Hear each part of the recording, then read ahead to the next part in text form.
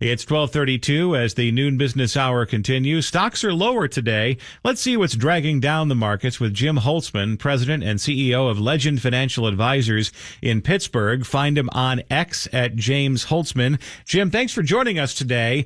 And it seems like there's a common theme in the markets this week, and that is they have a hard time holding on to gains, and that there could be a strong open, but around noontime, that rally runs out of gas.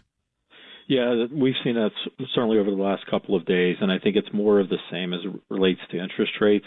With some of the inflation reports coming out higher, you're just seeing a continual stabilization of interest rates versus seeing them go down, and that impacts everything from the mortgage market with long-term rates staying higher, and then also on the short-term side in terms of money market rates, which is good for investors that have cash, but as far as the market impact goes, it's looking more at the longer-term interest rate cycle with inflation projected to be holding on a little bit longer than expected. And with bond yields creeping up once again, will we see kind of maybe not a flight out of equities and into bonds, but maybe a steady trickle out of the stock market and into the bond market because of those higher yields?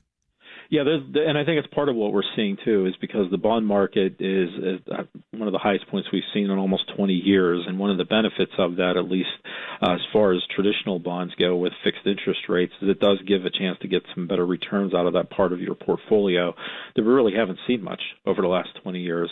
And so this is another opportunity, even though rates had come down a little bit, now they're kind of jumping back up to where they were. And that gives investors another chance to kind of do a relook at their portfolios. And there was a story in the Wall Street Journal this morning about how a number of large pension funds, including the Public Employees Pension Fund in California, the largest in the country, were rotating into the bond market. And what kind of a signal does that send? Is that the type of a flashing siren that you could see from like space? I think with pension funds, it's a little bit of a different situation where they're really trying to lock in longer rates at higher rates for a longer term because they're trying to match the payouts that they have to meet. And this is a really good opportunity for pension funds to consider doing that. There's that price to pay, though, because they're probably rotating out of equities into the bond market, which does put some downward pressure on the stock market. And also from the individual investor standpoint, I mean, the three major indices have been an incredible run, especially in the first quarter. Why not pocket some of those gains and quit while you're ahead and then check out the bond yields for a while? And the other part of that, and I agree with that, and I think the other part will be is that, long-term rates will eventually come down maybe a little more consistently. And if you're locking in bonds with a higher rate today, you're going to get the higher rate, but you're also going to get a little bit of appreciation when long-term rates start to go down too. So there's a couple of reasons why it does make sense, and you're seeing maybe some relooks from individual investors too. Earnings season continues, and so far it seems like the first quarter reports that have come in have exceeded expectations. Yeah, it does. Certainly Netflix notwithstanding with their, or not Netflix, I'm sorry, Tesla with theirs. Their report's not coming in so good. And I believe Netflix is releasing their earnings today, so that'll be interesting to see as well.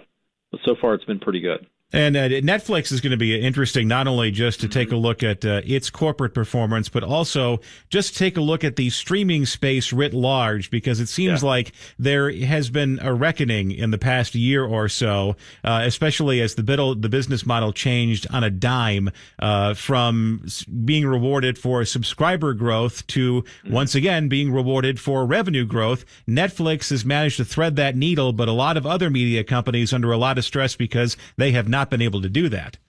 Absolutely. And Netflix has actually come up pretty well after their efforts over the last year or two in terms of locking down multiple usage of the same login information. They were really worried about that initially, but they've gotten through that period really well too. So they're going to be probably one of the stronger ones left.